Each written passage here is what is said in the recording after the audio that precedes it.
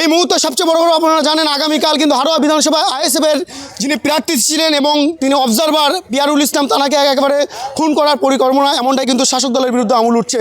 আর তাই নিয়ে আব্বাস সিদ্দিকীকে প্রশ্ন করার পর আব্বাস সিদ্দিকী কিন্তু একটা কড়া ভাষায় উল্লেখ করলেন এবং শাসক দল এবং রাজ্যের মুখ্যমন্ত্রী তানাকে কিন্তু কড়া বার্তা দিলেন। তিনি কি জানাচ্ছেন আপনাদের শোনাবো। তাকে মরে গেছে বলে হয়তো ফেলে দিয়েছিল, এমনও হতে পারে, কিন্তু আল্লাহ তাকে ফিরিয়েছে।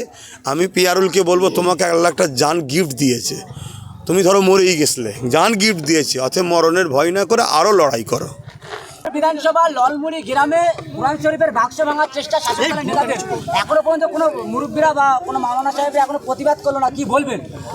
দেখুন, আলেম উলামাদের মধ্যে ভেতরে একটা দুঃখ কষ্ট আছে, কিন্তু সবার তো আর প্রতিবাদী মুখ নাই। অনেকে অনেক দুর্বলে থাকে, অনেক কমজোর আছে, মজবুরি থাকে। তবে এটা দুঃখজনক, আমাদের ইমান বড় দুর্বল, প্রতিবাদ হওয়া দরকার। কিন্তু আজকে বড় দুঃখের বিষয় যে কথা আপনি বলছেন, এরা আজকে রাজনীতির নামে এরা ইসলাম কোরআনকে যেভাবে অপমান করছে, এটা অনেক দুঃখজনক। তার জন্য সবাইকে সংগঠিত হওয়া দরকার, ঐক্যবদ্ধ হওয়া দরকার, ভয় ভীতিকে ছেড়ে এগিয়ে আসা দরকার। হাড়োয়াতে একেবারে ওয়াকফ আন্দোলন নিয়ে যে একেবারে পরিচিত মুখ পিয়ারুল সাহেব, তাকে একেবারে প্রাণে মারার চেষ্টা, তাকে একটা ঝিলের মধ্যে ফেলে দেয়। কিছুক্ষণ পরে তিনি কিন্তু অজ্ঞান ছাড়ার পরে তিনি মিডিয়ায় এসে বক্তব্য রাখে, কি বলবেন? এইভাবে যারা একেবারে ইসলামটাকে বাঁচানোর চেষ্টা বা ওয়াকফ আন্দোলন নিয়ে যারা একেবারে প্রতিবাদ করছে, তাদেরকে একেবারে জানে মারার চেষ্টা, কি বলবেন? অ্যাকচুয়ালি ব্যাপার হচ্ছে এটাই তো রাজ্য সরকারের উন্নয়ন। তারা তো দেখছে আমরা উন্নয়ন কিছু করিনি, যা করছি ভাঁওতাবাজি করেছি। আমাদের নেতাদের পেট ভর্তি করেছি, নেতাদের গাড়ি বাড়ি করেছি, সাধারণ পাবলিককে তো কিছু দিইনি। এবং আজকে কেন্দ্র সরকারের আইনকে আমি সাপোর্ট করলেছি, এতে মুসলিম সমাজ আরও চোখ খুলে গেছে। তাই কি করব, কিডন্যাপ কর, ভয় দেখা, চুপ করে বসে থাকে, চুপ করে বসে বসে বসে বসে অনেক সুন্দর দেখবে। কথা বুঝে আসছে না? ওই রকম ভাবে তুমি প্ল্যান করো, পরিকল্পনা করো, করে তারপরে তোমাকে তোমার বাচ্চার ভবিষ্যতের কথা ভাবা দরকার আছে। তুমি তো গার্জেন, তোমার অধীনস্থ এইগুলো, এগুলো কি অপরাধ করেছে তোমার ঘরে জন্ম নিয়ে? তুমি গাই ফেলা হয়ে আবেগে ভুললে তো হবে না, এগুলোকে খেয়াল রাখতে হবে, এগুলোর কথা ভাবতে হবে না। আজকে কতটা বুবা হয়ে গেলাম আমরা, কতটা অসহায় হয়ে গেলাম আমরা। আমার কোরআনের নামে মিথ্যাচার হয়, আমার ইসলামের নামে মিথ্যাচার হয়। আমার নদিয়াতে রাজ্য সরকার বোলডুজার দিয়ে ঈদগাহ দখল করছে, দুর্গাপুরে বোলডুজার দিয়ে মাদ্রাসা ভাঙছে, এত কিছু জুলুম হচ্ছে, তারপরও আমরা অসহায়, কিছুই করতে পারছি না।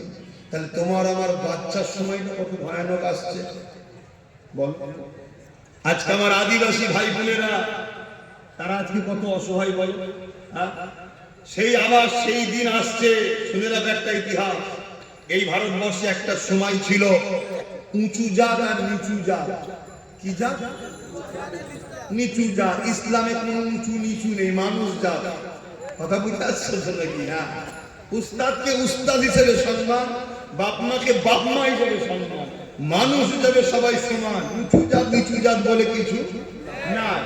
এই উঁচু জাত নিচু জাত ছিল। নিচু জাতের মেয়েরা স্তন ঢাকতে পারত না, নিয়ম ছিল। শোনেন, বলছেন ইতিহাস, ঢাকতে পারত না। ঢাকলে ফাইন দিতে হতো, ট্যাক্স দিতে হতো, আঘাত করা হতো। কথা বুঝে আসছে? লাস্ট পরে একটা সময় এক বোন তার ট্যাক্স যখন নিতে এসেছিল, সে নিজের স্তনকে কেটে পাতে করে ফেলে দিয়ে দিয়েছিল। ওইটা দেখে একটা বিদ্রোহ শুরু হয়েছিল। ওই বিদ্রোহের আগুন এত জোর ছড়ালো, যারা তৎকালীন সময় সব উঁচু জাত বলে সব নেতৃত্ব দিত, তারা সব ঘাবড়ে গেল।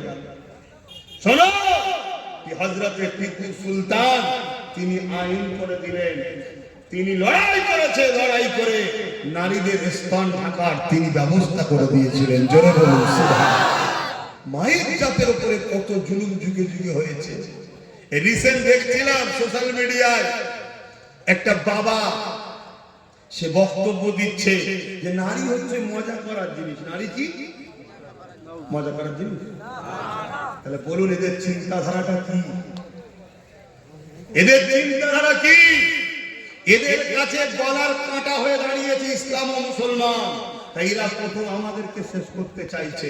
তাই এসসি ভাইদের সঙ্গে বন্ধুত্ব করো, তাদেরকে বুঝাও যে তোমাদের সঙ্গে আমাদের কোনো লড়াই নেই, তুমি কি ধর্ম করো, তোমার রুচি, তোমার পছন্দ তোমার কাছে, কিন্তু মনে রেখে দিও আমরা আছি বলে তোমরা এখনো সম্মানে আছো। কেন তোমাদেরকে ডাকা হয় ভোট হিসাবে, যেদিন আমরা থাকবো না তোমরা নিচু জাত হবে।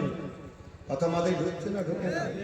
এটা বুঝাও, বন্ধুত্ব করো, দুশ্মনী নয়, বন্ধুত্ব করো, ভাই ভাই করে ঐক্যবদ্ধ হও। আমার কথায় কাউকে আঘাত দিল?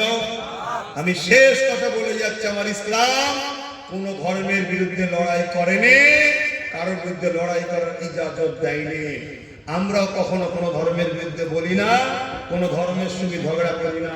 হিন্দু হোক, আদিবাসী হোক, সাঁওতাল হোক, বাগদি হোক, সবাই আমাদের ভাই বোন, কেন বাপ আদম মা হওয়ার সন্তান। কিন্তু জালিমের বিরুদ্ধে লড়াই করা ইসলাম ফরজ করেছে, লড়াই করছি, আগামী তো করব। আমার সাথে কারা লড়াই করতে রাজি আছো? একবার হাত দাও। এ কথা ঠিক তো নাকি? ঠিক আছে, আগামী দিন তোমরা কলকাতায় যাচ্ছ তো, ঘুরে আসো, তারপরে আবার কথা